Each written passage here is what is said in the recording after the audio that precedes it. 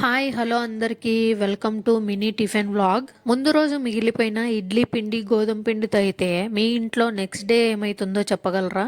కానీ మా ఇడ్లీ పిండితో కాస్త మరుసటి రోజు క్యారెట్ కొత్తిమీర ఇడ్లీ అవుతుంది. అదే చపాతీ పిండి అయితే పూరిలాగా మారిపోతుంది అనమాట.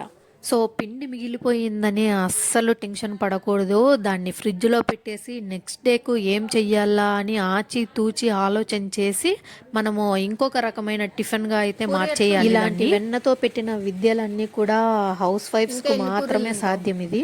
సో ఇంకా టిఫిన్స్ ఒకటే చేస్తే సరిపోదు కదా, ఇంకా ఈ రెండిటికి కాంబినేషన్గా నేను శనగిత్తనాల చట్నీ అంటే పల్లి చట్నీ అయితే చేశాను. సో అది తెలియకుండా మా పిల్లలు మాకు ఇష్టమైన టిఫిన్ చేసిందని లొట్టలు వేసుకుంటూ తిన్నారు. ఇవాళ అయితే వీళ్ళను మంచిగానే బురిడి కొట్టిచ్చేసాను. ఈ విషయం మా పిల్లలకు తెలియక సూపర్ బంపర్ అంటూ ఇంకా ఒకటి అంటూ ఫుల్గా లాగిచ్చేసి పడేశారనమాట. సో ఇది ఫ్రెండ్స్ ఇవాల్టి టిఫిన్ మినీ వ్లాగ్ అయితే. సో ఈ వీడియో కనుక మీకు నచ్చినట్లయితే మన పేజ్ని అయితే లైక్ చేసి ఫాలో చేయండి.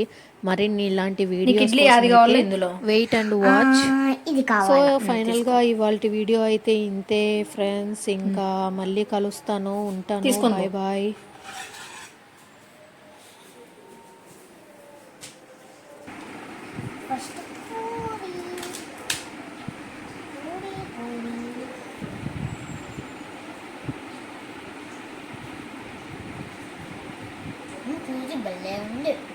ఇప్పుడు ఇడ్లీ చెప్పు. ఇడ్లీ ఏంది చెప్పడం, ఎప్పటిలాగానే నార్మల్గానే ఉంటాయి కదా. క్యారెట్ ఇడ్లీ తీసుకుంటే క్యారెట్ తిన్నావా? చెప్పు ఇడ్లీ చెప్పు. ఇడ్లీలో ఒక చట్నీనే కదా బాగుండాల్సింది. బాబా నువ్వు నీ ఓవరాక్షన్. ఎప్పటిలాగానే ఉంటుంది కదా చట్నీ.